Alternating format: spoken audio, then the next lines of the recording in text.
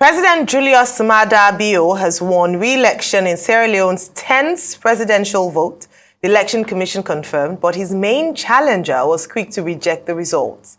Chief Electoral Commissioner Mohamed Kenewi Kone said yesterday that Bio, who is 59 years old, was re-elected with 56.17% of Saturday's vote. His top rival, Samura Kamara of the All People's Congress, APC, came second with 41.16%.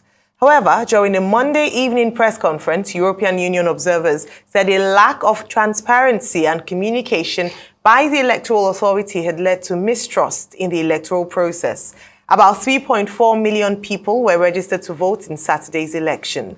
Joining us now on the morning show to discuss the re-election of President Bio and the expectations of Sierra Leoneans and Africa in general is Ambassador Joe Keshi, former Nigerian diplomat, and Lindsay Barrett, a political analyst. Good morning and welcome to the morning show. Good morning. Good morning. Morning. Well, thank you, Ambassador Keshi, for joining us. Well, I already gave the introduction. Good morning, Ruben. Morning, sir. So I already gave the background to the election in Sierra Leone on Saturday and the declaration yesterday of President Julius Maada Bio as a winner of that election. Your take on the general issues arising from that election and the impression of the various observers from the Commonwealth to the ECOWAS and the African Union.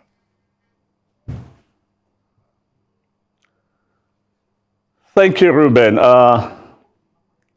Let me say that when it comes to Sierra Leone, I'm an interested party. I spent about 6 years in that country. I was one of the members of the international group that fashioned out the peace agreement that ended the 10 years civil war in Sierra Leone. And I happen to know both candidates in the election. The president, whom I know very well, and I can say a lot about because of our close connection, especially leading to his rise to power as a military head of state. And so this morning, I was talking to some of my friends, old friends in Sierra Leone, and they presented a mixed picture. I spoke to both sides, and I think that we have a dicey situation in Sierra Leone. But one of those things that struck me was that 2 out of 3 people said to me, we don't become like Ona. If you know what that means. You know, in other words, that they now have the Nigerian situation as well. And they are really very concerned that, you know, peace and stability that they have enjoyed since the end of the war itself will not break down as a result of this election. Well, look, I think we need to find the way in this part of the world to do a lot of things when it comes to managing the electoral process.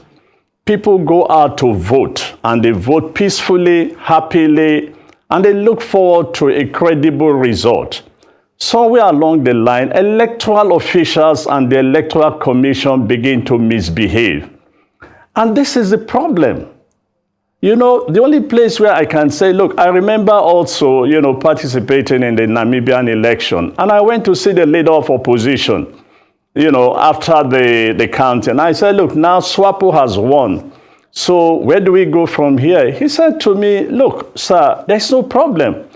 I'm the leader of opposition. The election here was peaceful, credible, and there's no way, nothing for us to protest because the process was properly managed by the United Nations transition, you know, team. Everybody who was supposed to vote in Namibia voted. The counting was excellent. But you now find a situation where people go out to vote, and between the counting process, electoral officers officials begin to misbehave and begin to do all sorts of funny things. There are a lot of stories of what happened in Sierra Leone from what I'm hearing. And this is a problem. This is the situation, just like we have our own, like we have our own here. And somebody said to me this morning, he said, look, this is the situation. These guys have all the officials are working for the government. The police is working for the government. The military is working for the government. The electoral officials are working for government. So what do you expect? And now the judiciary